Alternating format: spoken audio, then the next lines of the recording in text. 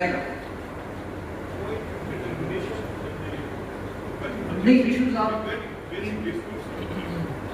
It's a bone of contention, बिल्कुल आपने ठीक कहा, लेकिन कुछ फैक्चुअल इश्यूज होते हैं। एक पार्टी रिलायंस कर रही है, एक एग्रीमेंट पे कॉन्ट्रैक्ट पे आया, कॉन्ट्रैक्ट एग्जीक्यूट हुआ है या नहीं हुआ, आया ये फैक्चुअल असर्शन जो प्लेंटिफ कर रहा है ये अकॉर्डिंग टू द डिफेंडेंट की रिटन स्टेटमेंट क्या कंट्रोवर्सी आ रही है उस पर आपने इशू फ्रेम करना है। तो फैक्ट मैंने पहले अर्ज की कि आपको सिविल लॉ पे, कानूनी शहादत पे, कॉन्ट्रैक्ट एक्ट पे, उसके रेलेवेंट लॉज हैं, जिस सब्जेक्ट पे आप जजमेंट डिलीवर करने जा रहे हैं उस पर आपको कमांड होनी चाहिए। मॉडगेज की रिक्वायरमेंट पूरी है, एविडेंस पूरा है, लिमिटेशन केस पूरा है, नहीं सब्जेक्टिव नहीं रखनी। आप सब्जेक्टिव अप्रोच रखेंगे आप थ्योरी की तरफ निकल जाएंगे, ऑब्जेक्टिव अप्रोच रखेंगे तो आप कंसोलिडेटेड लिखेंगे, टू द पॉइंट लिखेंगे, प्रैक्टिकल बात लिखेंगे। अगर प्रीएम्पशन की जजमेंट में आप लॉ प्रीएम्पशन उसकी तलब जो है तो उसकी डिटेल डिस्कस करने लग जाए तो वो थ्योरेटिकल बात निकल जाएगी, प्रैक्टिकल एस्पेक्ट केस का रह जाएगा। और जितनी बड़ी फाइल होती है उसमें उतना छोटा इशू होता है। आप जजमेंट में जैसे मैंने कहा वाइटल इशू को पहले नहीं ली, उसके साथ बाकी इशू आपके लिए ऑटोमेटिकली आसान होते जाएंगे। While the person which is having the registry has got no possession at all, which one will prevail? Possession वाली प्रिवेल करेगी, क्यों? लॉ क्या है? इसके एक्सेप्शन भी तो था। नहीं एक्सेप्शन छोड़े, लॉ क्या है? नहीं जी नहीं, मुझे प्रोविजन ऑफ लॉ बताएं। नहीं 53A of transfer of property है, 53A।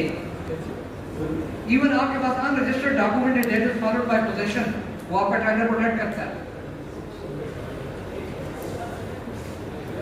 तो यहाँ पे चूंकि पोजीशन की बात है तो 53A of transfer of property act आपका टाइटल प्रोटेक्ट कर रहा है।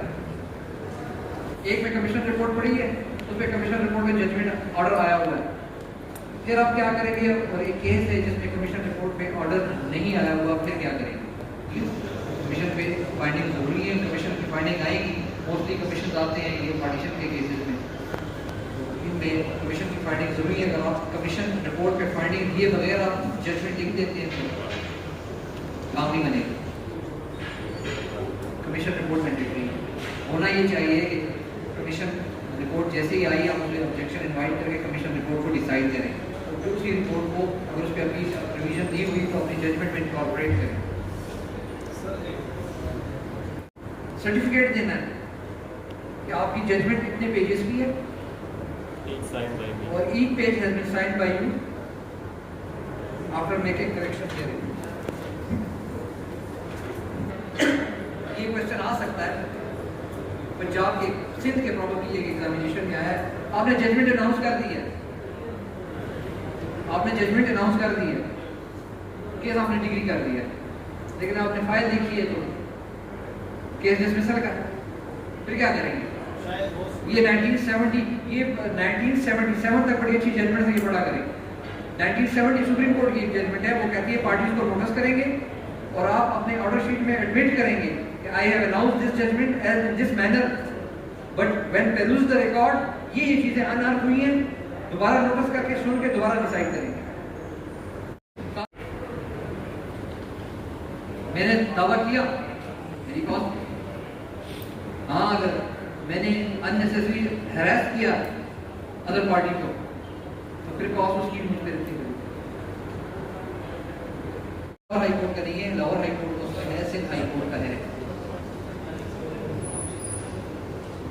तो फिर आपने उस केस में अपने केस के फैक्चुअल सर्कमस्टांसेस देखने हैं कि किस केस से मोस्ट रेलेवेंट हो, तब आप उस जजमेंट पे रिलायंस करें और रेफर करें। जब आप रिलायंस नहीं करें, आप डिस्टिंग्विश कर रहे हैं तो विद रीजन डिस्टिंग्विश करें, सिर्फ इस बात पर डिस्टिंग्विश ना करें कि ये फुल कोर्ट की जजमेंट है और ये सिंगल बेंच की जजमेंट है।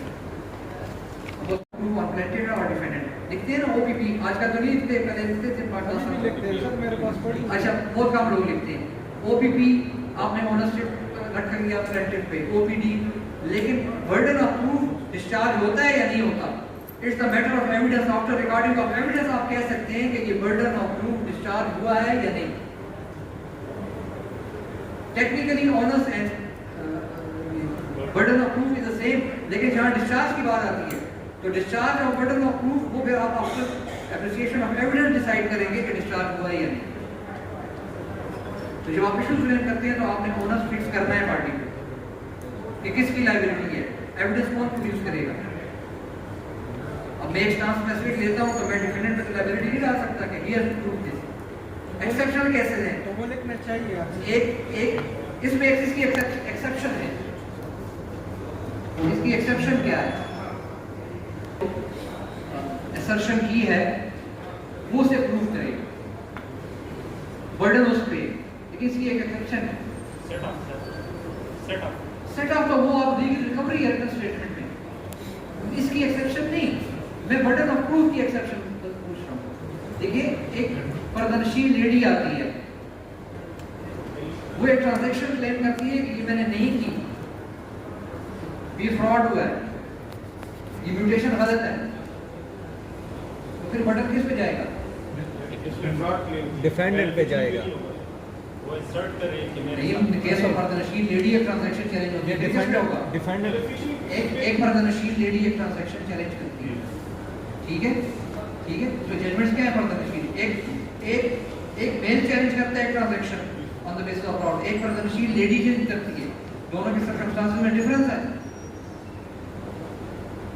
बर्डन ऑफ प्रूफ डिफेंडेंट पे होगा सर। दोनों सेम ही है, लेकिन वो जो assert करेगी सर वो पहले प्रूव करेगी मैं पर्दनशील हूँ। अगर वो बाहर निकलती तो यही मैं कह रहा हूँ ना, पर्दनशील लेडी के केस में सर्कमस्टेंसेस डिफरेंट है, थोड़े डिफरेंट होते हैं। वो एविडेंस के एप्रिसिएशन का वो लेवल नहीं है, वो शिफ्ट कर दिया था डिफेंडेंट पे।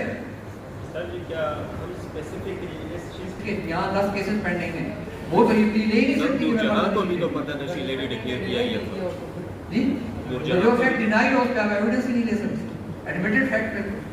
अब एवेसिव डिनायल भी एडमिशन होता है, she was declared as a पर्दनशील। अब एवेसिव डिनायल भी एडमिशन होता है। अच्छा, एवेसिव डिनायल में आप क्या फाइंडिंग देंगे? प्लेंटिफ की सपोर्ट में उसका एविडेंस सफिशिएंट नहीं है, फिर तो वो अपना केस साबित करेगा। प्लेंटिफ का डिफेंडेंट की वीकनेस से सर आप फायदा नहीं ले सकते, आपने खुद बताया। तो प्लेंटिफ को आई कि सी के भी मत वेट टू या बल्कि प्रूव करें। एक एवेसिव डिनायल एक एडमिशन है। तो जब एवेसिव डिनायल की जगह एडमिशन आएगा तो फिर आप प्लेंटिफ के केस की वीकनेस को देखेंगे, ये तो फिर तो एडमिशन होगा। एडमिशन होगा, फिर एविडेंस की जरूरत नहीं है।